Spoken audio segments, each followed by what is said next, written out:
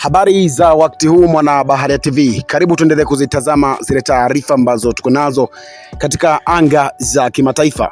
Rais wa Iran Masoud Pezeshkian amesema Iran iko tayari kusitisha vita vya Mashariki ya Kati ikiwa masharti kadhaa yatatimizwa.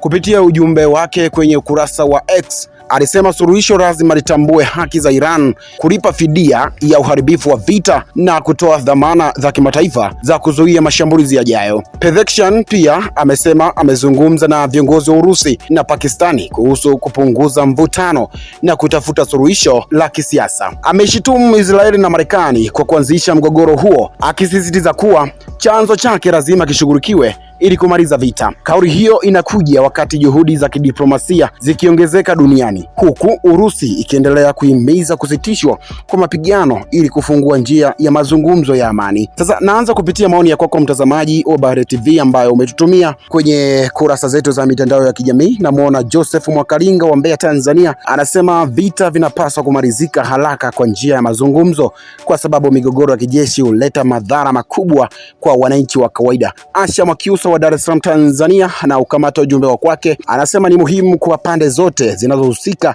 kuheshimu sheria za kimataifa ili kulinda amani na usalama wa dunia. Na muona mwingine huyu hapa, Hamisi Kwekwa wa Arusha Ungalimited, anasema anaamini kuwa mazungumzo ya kidiplomasia ndiyo njia bora zaidi ya kumaliza mgogoro badala ya kuendelea na mapigano. Na weka nukta na ujumbe kwake Neema John wa Dodoma, Tanzania, anasema jumuiya ya kimataifa inapaswa kuingilia kati haraka ili kuzuia vita hivyo kuenea zaidi katika eneo la Mashariki ya Kati. Asante sana mtazamaji wa Baharia TV, kama hujabonyeza neno subscribe kisha bonyeza alama kengele ili uwe kwanza kupata taarifa zetu pindi tunapozipandisha.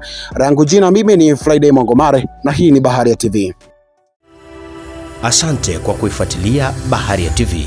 Usisahau kulike, kusubscribe, kucomment na kushare.